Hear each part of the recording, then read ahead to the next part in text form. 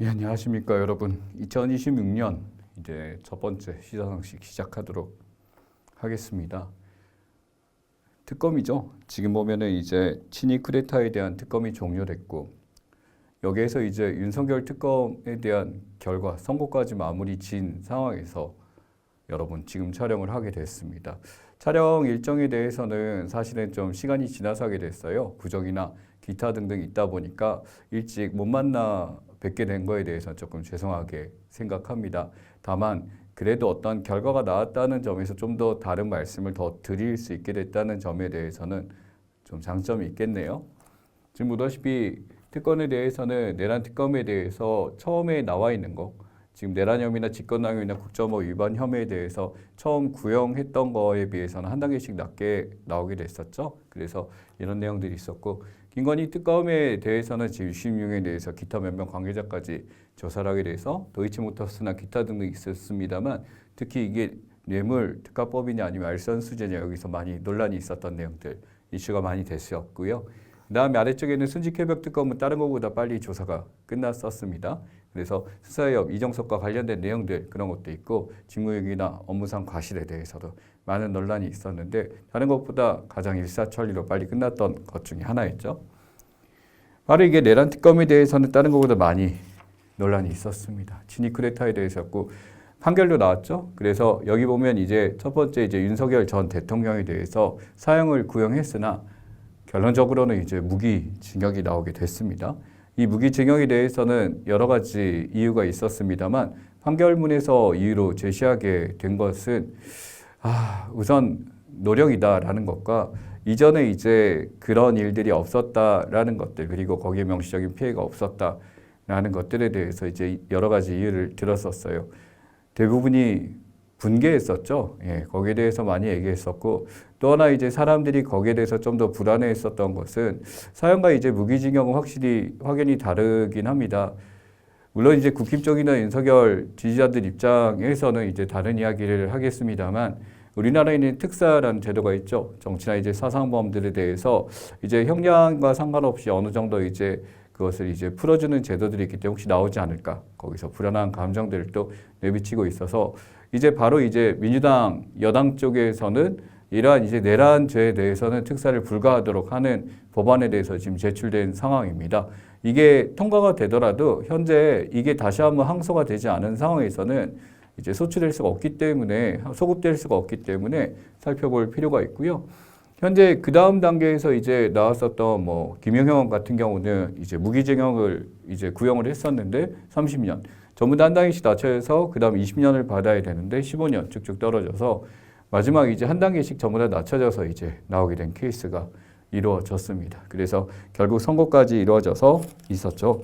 그래서 이제 노상원, 조지호, 김봉식, 김영구, 묵현태까지 전부 다 이 징역 상태에서 조금씩은 더 빠졌다라는 걸로 결과가 나오게 됐습니다. 김건희 특검에 대해서는 지금 여러 가지 얘기들 많이 나오고 있습니다. 그래서 아마 이게 어떻게 처리될 건가에 대해서는 얘기가 많이 나오고 있습니다만 그대로 많이 나오는 것들 이야기가 있는데 이 도이치모터스 주가 조작에 대해서는 많은 얘기가 오고 가고 있죠. 여기서 이제 많이 얘기가 나올 거고요. 통일교와 관련해서는 이제 다시 한번 여기서 특검을 강화할 필요가 있다라는 것에서 논란이 계속되고 있습니다. 또한 통일교뿐만 아니라 다른 이제 신천지까지도 같이 해서 국민의 힘을 싸잡아서 이제 할 수 있을까라는 것들 논란 계속되고 있고요. 아래쪽에 보면은 쭉 가서 이제 양평 고속도로와 관련된 개발 특혜에 대해서 또 금품 수수와 관련된 인사공천에 대해서 여러 가지 얘기들 많이 오고 있었는데 이것을 뇌물 특가 수수로 볼 것이냐 아니면 알선수재로 볼 것인가 이 차에 대해서 많이 논란이 있습니다. 뇌물이라는 것은 어떤 공직자 입장에서 그것을 이득을 보는 케이스를 얘기하고요.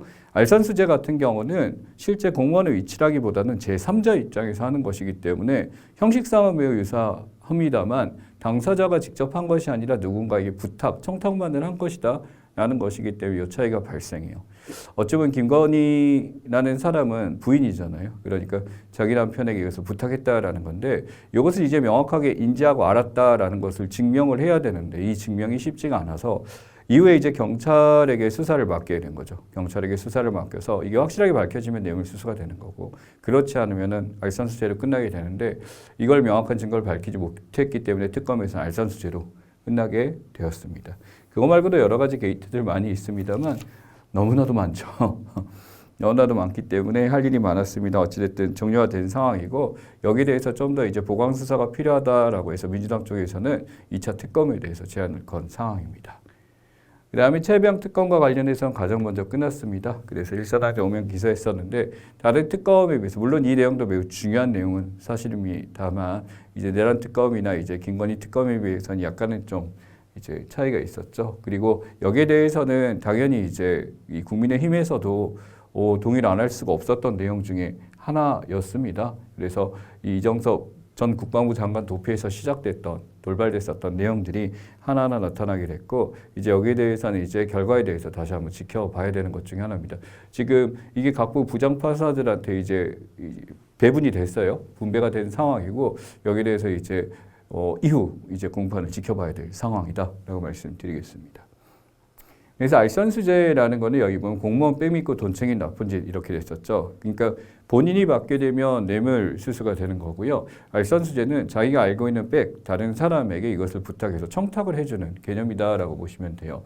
그래서 공무원식이 우리 사람 잘 봐달라고 해줘 라고 해서 이 사람이 공무원이 아니라 돈을 받은 다음에 다른 공무원에게 아는 사람에게 부탁을 해주는 것에 대해서 이야기를 하는 거죠.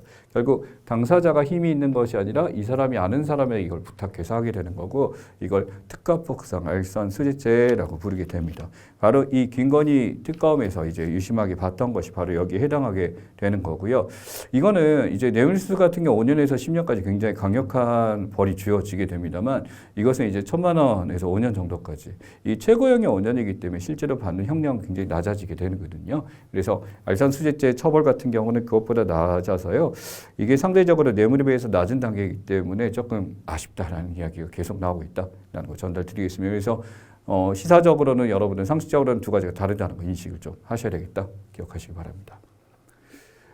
자, 그래서 이 주요 인물 검찰 구형에 대해서 우리 책에서 나와 있는 내용이든 실제 이게 하나씩 낮아졌다라는 것들 기억하시면 되고요. 주요 혐의 내용은 시사상식적인 거예요. 워낙 큰 내용이었죠. 그리고 아마 이럴 겁니다. 여러분 이제 뭐 10년, 20년 여러분이 이제 뭐 지금 뭐 자식이 있는 분도 있겠지만은 여러분이 이후에 결혼해 자식을 낳게 되고 역사책이 새로 나오게 된다면 들어가는 내용이에요. 여러분 역사 속에 한순간에 있는 거고 내란 우두머리죄입니다. 윤석열만 해당되는 내용이기 때문에 이 내란 우두머리죄가 이제 적용이 됐어요. 적용이 됐기 때문에 무기징역이 나오게 된 거고요. 임무종사라고 그래서 그 밑에 형량을 받은 사람이 이러한 내란 우두의 명령에 따라 똑같이 행동했다라는 것들이 여기에 됐고요. 전원은 직권남용 권리행사라고 해서 이런 것을 이 권리행사에 방해했다라는 것들. 그래서 이걸 동원해가지고 국회가 이걸 막을 수 있는 것을 막았다라는 것에 대해서 확실히 증명이 된 상황이다라는 거죠.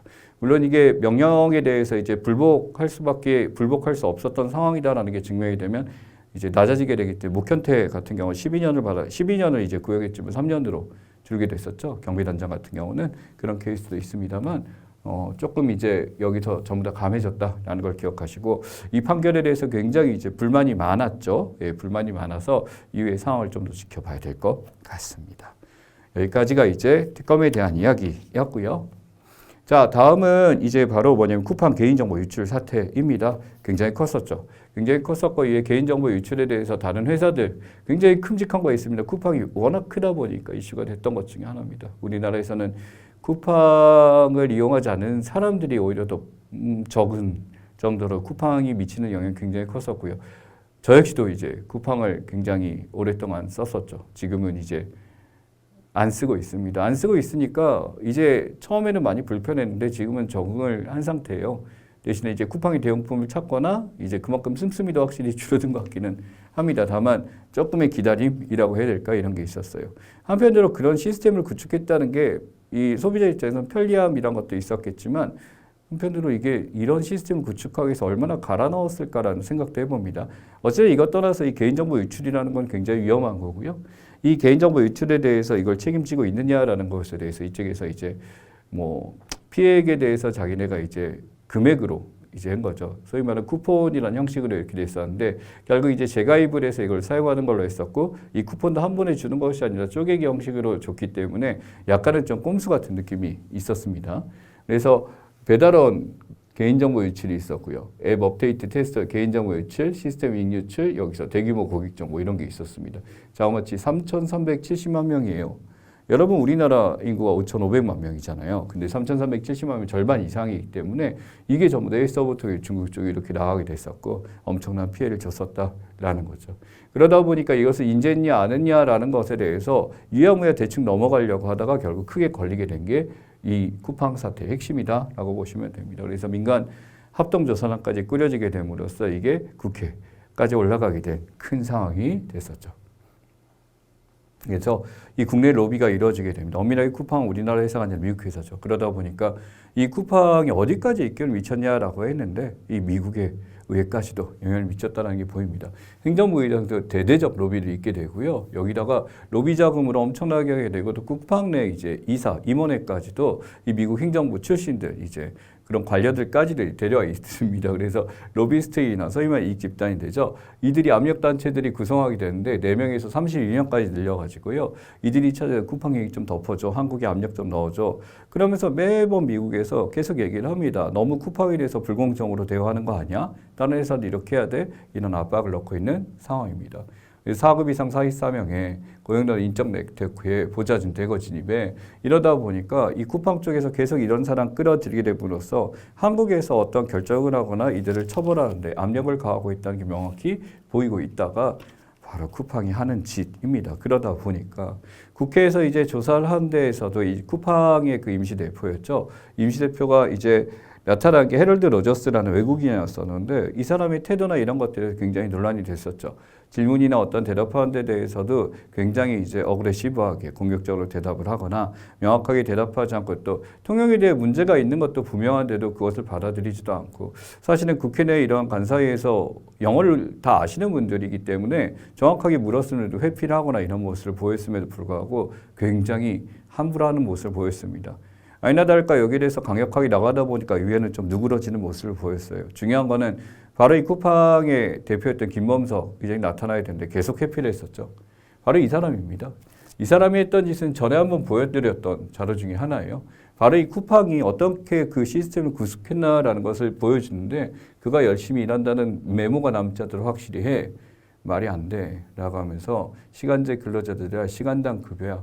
바로 그런 행동들에 대해서 전부 다 삭제를 해버리고 마치 근로자들을 기계나 도구처럼 수단처럼 쓰는 행위를 노출하게 됐습니다. 그래서 쿠팡 근로자들이 이제 죽게 되거나 이런 노동자들이 어떤 피해를 겪고 이런 것들에 대해서 함부로 했었던 사람이에요. 어떻게 보면 우리가 편리하게 사용했었고 이들이 일을 하게 된 이유 중에서도 이들이 이런 식으로 해왔었기 때문에 우리는 어떻게 보면 편리한 쿠팡의 시스템을 누려왔을지도 모르겠습니다. 그런 것들이 이러한 사태 때문에 밝혀지게 됐었고 지금 쿠팡에 대한 인식은 많이 바뀐 건 사실이죠. 자, 이때 많이 활용된 게 디지털 포렌식입니다. 이 디지털 포렌식은 앞에 있었던 이제 내란 특검에 대해서도 수많은 포렌식이 있었죠. 핸드폰이라든지 스마트폰이라든지 컴퓨터나 이런 것에서 이러한 포렌식을 통해서 이제 정보를 찾아내는 것 중에 하나입니다.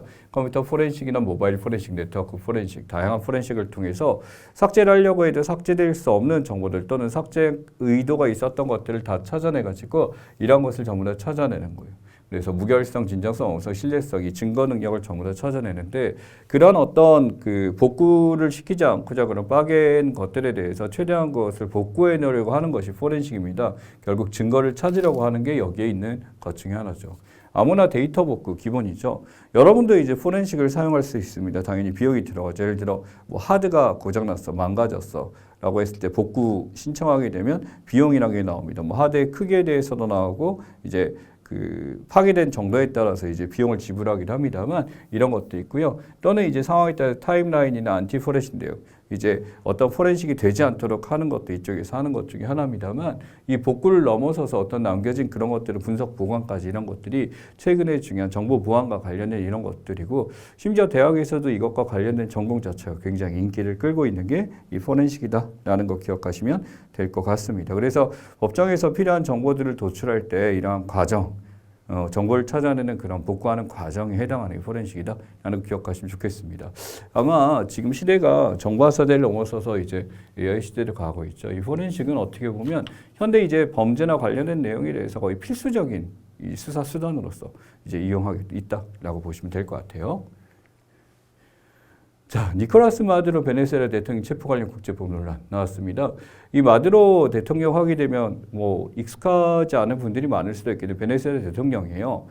이 사람은요, 뭐 중졸입니다. 뭐 이 회사 출신이 중요한 건 아닌데 버스 운전사 출신으로서 어떤 이 좌파라고도 분류가 됐었죠. 노동자를 대표하는 세력으로서 이렇게 돼가지고 대통령 자리에 올라갔습니다만 독재주의자예요.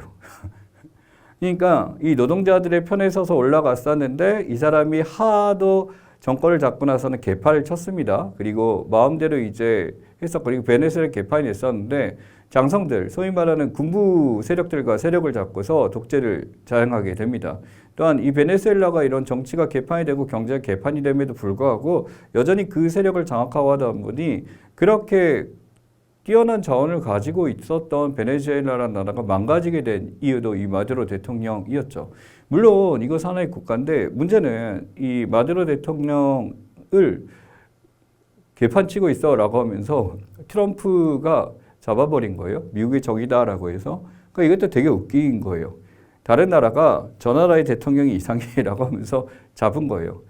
이게 지금 또 있습니다만 여기 이제 담지 않게 된 게 이후에 2월 달 이제 초에 있었죠. 바로 알리 하메네이라고 이란에서 지금 엄청난 변화가 있습니다. 아랍의 봄이라고 부를 정도로 하메네이라는 이란의 또 대통령이죠. 이제 뭐 이란의 지도자인데 이 사람 역시도 지금 이란에서 커다란 변화가 있을 것 같습니다. 이슬람에서도 커다란 진보의 변화가 있는데 이 지도자가 또 잘못하고 있어라고 하게 됨으로써 또 조준하고 있어요. 이걸 잡아서 사용을 시키겠다라고까지 얘기할 정도로 트럼프가 혈안이 되어 있습니다.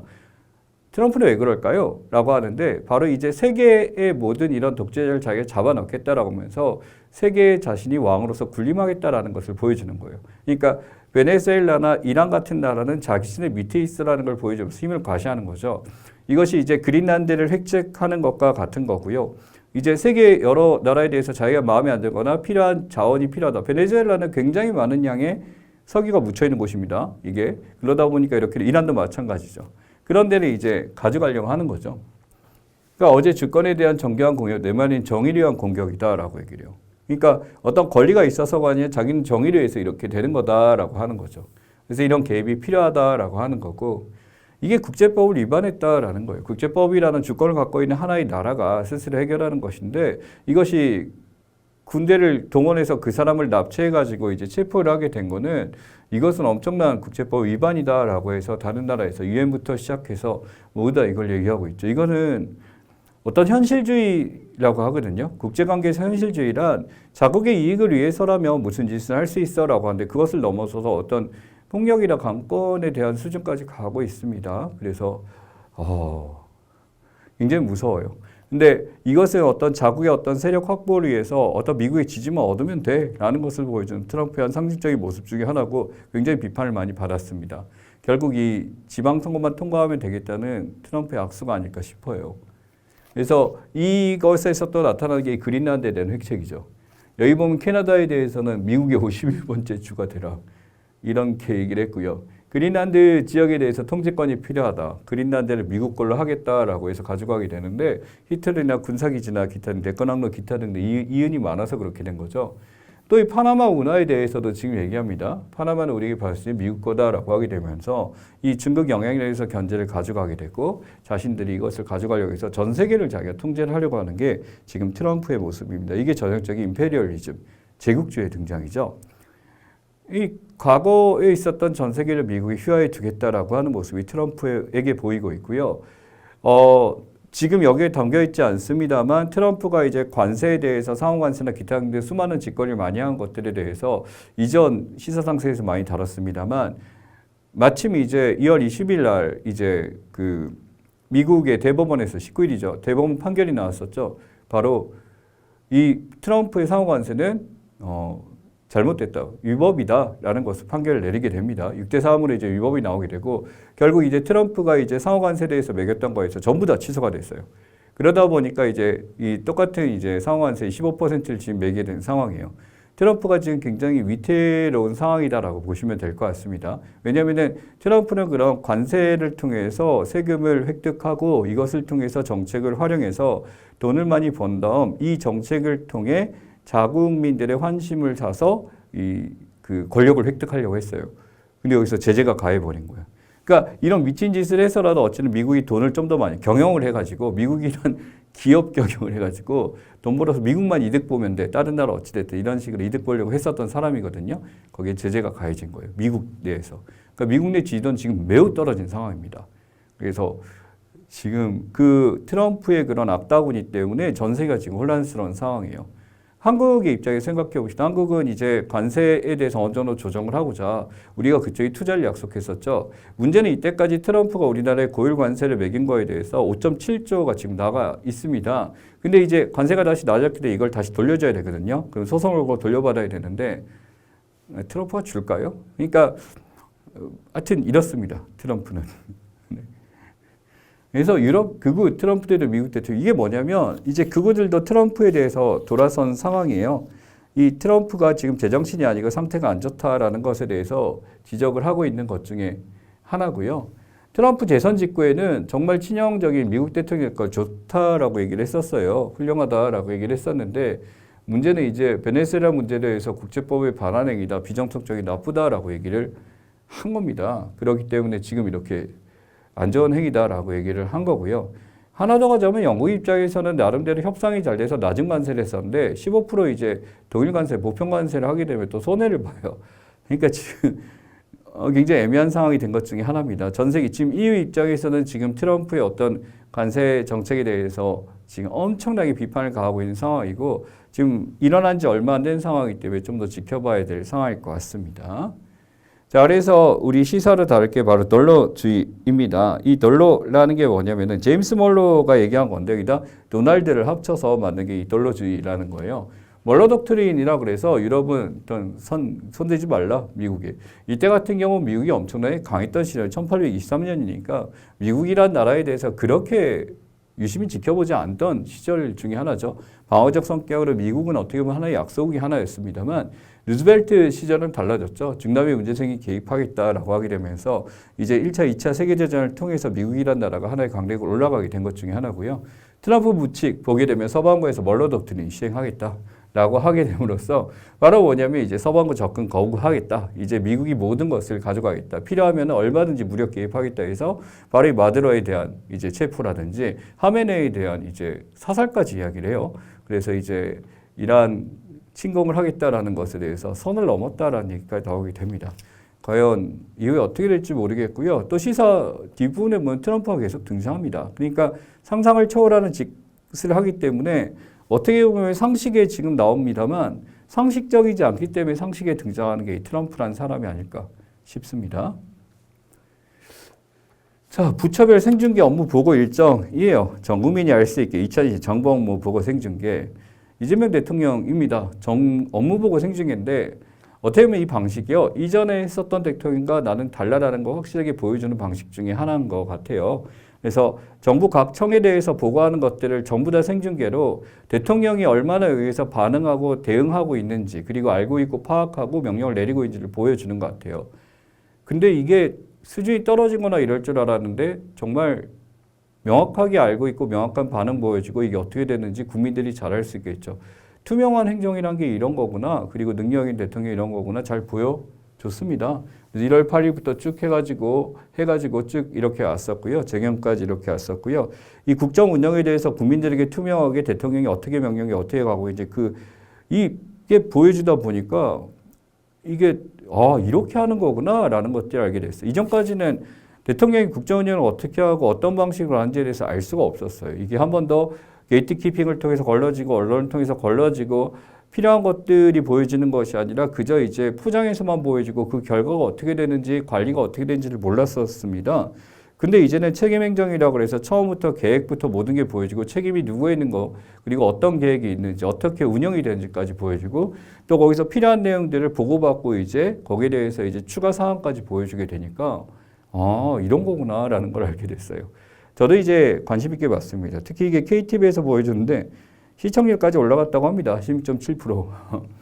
예, 뭐 저는 뭐 KTV를 본 건 아니지만 유튜브에서 이제 몇몇 사례들에서 봤었고 우리나라에 이런 각부 부서에 일 잘하는 사람들이 굉장히 많구나라는 것을 파악을 했어요. 이게 바로 뭐냐면 파놉티콘이라는 얘기가 나옵니다. 이제 제레미 벤담이라는 사람이 얘기했었는데 모든 것이 어떤 원형 과목 안에서 감시받는 시스템을 얘기해요. 긍정적 의미는 아니겠죠. 근데 스스로 파놉티콘 안에 들어가 있다라는 거예요. 정부의 운영이나 모든 시스템 자체가 국민들이 감시할 수 있는 시스템 안에 들어가서 여러분들이 투명하게 이것을 다 봐라라는 거죠. 그래서 이런 원형 과목에서 스스로 이제 감시하세요. 정부가 하는 일에 대해서 이렇게 봤었고 지방의 운영부터 시작해서 이제는 정부 각부 부서까지 활용하는 것도 다 볼 수 있도록 이렇게 이야기했습니다. 그 다음에 이것이 공개됐기 때문에 이건 비단 대통령뿐만 아니라 각부 부서 역시도 책임과 있게 해야 되는 거죠. 그러다 보니 이제 이것이 한술 더 떠서 각 시나 각 시도지사까지 지방 정부에서도 본인의 것을 공개하겠다라고 나서는 시들이 늘어나기 시작했습니다. 광명시도 그렇게 했고 몇 군데서 이제 이런 식으로 각 시의 운영을 공개하겠다라고 한다면 투명한 지방 행정이 또 가능하지 않을까 싶습니다. 이것은 호응이 굉장히 크고 이 지지율이 63%, 65까지 올라갔죠. 지금은 이게 지지율 올라가게 된 이유가 되지 않을까 싶습니다. 나름대로 이제 내용이 있었죠. 그러니까 몇몇 이제 이재명을 지지하는 몇몇들이 비리를 통해서 이제 무너지기 시작하고 했음에도 불구하고 대통령 자체 지지율이 이렇게 올라갔다라는 거는 어떻게 보면 국정 운영 자체에 대한 효과와 그 다음에 바로 코스피의 상승, 바로 정부 경제 운영에 대한 드라이브가 가장 큰 원인이 아닐까 싶습니다. 그래서 여기 보면은 이 평가에 대해서 생방송 업무와의 법에서 이런 얘기를 합니다. 보면은 코미디 언론통제 공개정보의 적응 국민의힘에서 이런 평가를 해요. 하지만 이렇게 보는 사람 없는 것 같아요. 국민 쪽에서는 아 이렇게 돌아가나 왜냐하면 처음 봤기 때문이죠. 이런 식으로 하는 거구나라는 거고요. 국전에는 흠집내기 책임 있는 부패 하는 걸 잘 보여준다는 점에서 긍정적으로 보고 있는 것이 대부분이다라고 생각하시면 될 것 같습니다. 그래서 진정한 열린 행정이 되고 이러한 시스템이 차후에 어떻게 이어질지는 매우 궁금하고요. 저는 아마 이게 전 세계 대통령의 전 세계 행정에 있어서 어떻게 보면 하나의 효시가 되지 않을까 싶습니다. 그래서 이게 보이지 않는 감시자 파놉티콘이라고 하거든요. 제레미 벤담의 원형 과목이라고 그래서 감옥이에요, 사실은. 감옥의 재소자들이 이렇게 전체 감옥에 이제 속해서 이제 보고 있으면은 절대 아무 짓도 못하게 되는 거죠. 그러니 감시자는 모델을 볼 때 수감자는 감시자를 못 보기 때문에 내가 어디에서 무슨 짓을 하고 있는지에 대해서 누가 지켜보는지 모르는 상황이 돼버리게 됩니다. 그러다 보니까 이 공포 때문에 스스로를 규율할 수밖에 없게 되는 거예요. 나쁜 짓을 못하게 되는 거죠. 그런데 문제는 이제 현대사회의 정보 파놉티콘이라고 그래서 왜 그런 거 있잖아요. 여러분의 카톡이나 이제 인스타그램이 감시당하고 있다 이런 생각하잖아요. 그게 정보 파놉티콘이라고 최근에 나온 개념이거든요. 그래서 이게 어떤 데이터나 이런 보이지 않는 권력에서 감시당하고 어디에서든 CCTV가 있어 이런 생각을 하게 되는 게 파놉티콘이 활용된 사례 중에 하나고 굉장히 잘 나오는 개념이니까 반드시 기억하시기 바랍니다. 이거 말고도 뭐 빅브라더라든지 다른 개념들 정보와 관련된 신조어라기보다는 이전부터 많이 썼는데 이 정보화 사회가 되면서 많이 나타나니까 꼭 기억하시기 바랍니다. 자, 지금 보시면 이 코스피 있고 환율이 보입니다. 1460원 이렇게 많이 오르게 됐거든요. 엄청나게 오르다 보니까 우리 환율이 왔다 갔다 하고 지금 이제 확인한 게 1443까지 봤습니다만 이게 60알까지 되다 보니까 이게 외환사업이에요. 여러분 외환사업이라는 단어가 익숙한 것 같지만 사실 통화사업이란 말이 더 익숙할 겁니다. 외환사업은 좀 형식이 좀 다릅니다. 지금 보다시피 이 외환사업에 대한 개념은 여기 보면은 이 국민연금하고 이제 하는 거고요. 통화사업은 미국하고 직접 이 통화 자체를 바꾸는 것을 이야기해요. 이 주요 부처가 이 외환사업을 하는 이유가 뭐냐면요. 환율 자체가 높아지는 거에서 우리나라 GDP의 50% 이상을 갖고 있는 국민연금이거든요. 거기서 이제 갖고 있는 거를 이제 정부에 이제 외환하고 이제 크로스 해가지고 외환 공급을 한꺼번에 늘려서 이걸 공급하게 되는 거예요. 이제 사업의 의미라는 게 일시적으로 이제 공급하는 것이기 때문에 이후 다시 어차피 다시 이제 바꿔야 되기 때문에 일시적인 효과만 줄 수가 있습니다. 그래서 1년 동안 지금 했습니다만 어쨌든 지금 고환율이 되는 것을 막아야 되는 상황이기 때문에 지금 이렇게 된 것 중에 하나예요. 그러다 보니까 나름대로 외환사업의 효과를 보게 됨으로써 떨어졌죠. 1430대까지 떨어뜨렸다가 또 살짝 올라갔다가 이번에 바로 이 상호관세 이게 떨어지면서 미국의 경제, 뉴욕 증시가 생각보다 안 좋은 상황이 됨으로써 다시 또 1440까지 하방 압력을 받게 됐다라고 하고 문제는 또 한국의 코스피죠. 코스피가 지금 엄청나게 올라가면서 한국 시장에 굉장히 메리트가 있다 보니까 외국에 있는 이제 투자회사들이나 막 하이닉스저와 삼성저 하면서 외국에 있는 달러가 지금 미친 듯이 유입할 가능성이 큽니다. 그러니까 아시아의 어떤 주식에 대해서 과거엔 중국이었고 이제는 일본이었는데 일본 상태 안 좋잖아요. 그러다 보니까 한국이 어떤 주식에 대한 이 어떤 그 가치에 대해서 굉장히 높게 보고 있고 반도체 자체가 지금 하이닉스 1등 간 거는 들었잖아요. 아닙니다. 이제 다시 또 삼성이 올라갔어요. 37%. 그러니까 3대 회사거든요. 마이크론하고 이렇게 세 개가 있는데 HM에서 이제 삼성, 이 하이닉스라고 그래서 거의 2강 체제까지 올라갈 가능성이 있다고 보고 있기 때문에 지금 주가 상승이 엄청납니다. 그래서 6,000P까지 가게 될 가능성이 있다고 보고 있어서 이거는 외국환이 들어오지 않아서 안 될 것 같고 이렇게 투자가 돼서 달러가 많이 유입되면 당연히 환율은 떨어지게 될 수밖에 없게 되겠죠. 그래서 이런 환율이 떨어질 가능성이 크고 이런 외환사업부의 효과가 매우 클 수도 있습니다. 또한 서학개미 양도세 감면, 이거 뒤에서 다시 한번 다루게 될 텐데 서학개미 양도세 감면이라는 것은 외국 주식에 대해서 이걸 한국 주식으로 이제 바꿔 구매를 하게 될 경우 1년 동안 양도세 20% 감면해 주는 것을 얘기해 5천만 원까지 감면해 주는 것을 이야기하게 될 거고 또한 태스크포스팀 하게 됨으로써 전략적 환해지나 어떤 선물안 이제 바꾸는 것들에 대해서도 낮춰주게 되는 것들 이렇게 계속 이야기를 하고 있습니다. 여기서 이제 계속 이렇게 하는 것들에 대해서 어느 정도 이제 이 환율을 잡겠다라는 거고요. 사실 이제 표현적으로 얘기를 안 합니다만 우리가 이제 바로 엄청난 사고가 있었잖아요. 바로 그 윤석열이 저질렀던 참 그 내란이죠. 내란이라고 해야 되고 그 국회를 장악했던 그 사건이 있었던 시절에 환율이 있어요. 그게 1,480원이잖아요. 그걸 넘어서서는 안 된다라는 겁니다.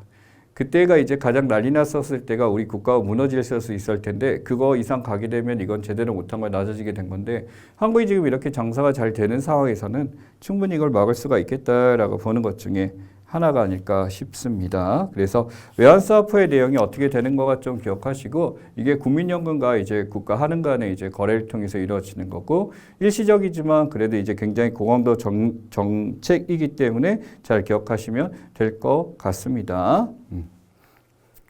자, 내란전단 재판부 설치법이에요. 내란전단 설치법이란데 내란재판부법을 만들어서 이후에 이제 사실 그렇잖아요. 지금 윤석열에 대해서 특검을 해서 무기징을 했다 중요한 게 아니라 이후에 다시는 이런 일이 없어야 되겠다라는 것도 중요하겠죠. 그래서 내란전단 재판부를 만드는 겁니다. 이번에 판결이 나온 걸 보셨겠지만 이제 이 판결에 대해서 이 지겸 판사라는 사람이 해왔던 과정이나 이런 것에 굉장히 실망을 갖고 있던 게 많고 어떤 방식이나 이런 거에서 제각기 판결에 대해서 좀 문제가 많았던 것을 봤어요. 그러다 보니까 어떤 내란 전담 재판부가 따로 만들어질 필요가 있다라고 해가지고 지금 꺼내는 것이 이겁니다. 내란이나 외환 반란죄는 이 국가를 전복시키는 매우 위험이 있는 것이기 때문에 여기서 이걸 따로 구성할 필요가 있다라고 하는 거죠. 그래서 1심부터 적용하되 이미 진행 중인 재판은 2심부터 해가지고 법원 판사의 결정해서 여기서 내란전단 재판부를 따로 구성하자. 그만큼 중차대하게 보아야 된다라고 하는 것이 이 법이다라고 하는 것을 기억하시면 되겠습니다. 원래는 대법원장이 판사 임명하기로 했었는데 이제는 법원 판사회에서 결정하는 걸로 이제 구성돼서 통과가 됐다라고 보시면 될 것 같습니다. 그 다음에 이제 이루어진 게 정보통신망법이에요. 허위조작 정보라고 하죠. 가짜뉴스에 대해서 지금 하게 되는 거고 허위조작료 유포해서 손해하게 되면 5배 징벌적 배상 손해하는 것들 이런 것들이 하는고요. 소위 말하는 정치인 권력전환 가해금 정책 나와 있습니다. 말도 안 되는 뉴스 퍼뜨리게 되면서 문제가 되는 거고 특히 사실적시 명예훼손죄 조항 유지하기로 했습니다. 사실적시 명예훼손죄에 대해서 이제 어떤 사람들에 대해서 정치적으로 이제 그 마타도나 기타 등등 잘못된 뉴스들을 퍼뜨리게 되면서 문제가 되는 것들에 대해서 문제를 주는 건데 이게 눈으로 보이지는 않습니다만 결국 이런 허위 조작이 퍼뜨려지는 스피커가 언론이죠. 그리고 최근에는 수많은 유튜버들이잖아요. 그래서 이들이 하는 것들에 대해서 어느 정도 재갈을 물리겠다라는 걸로 생각하시면 됩니다.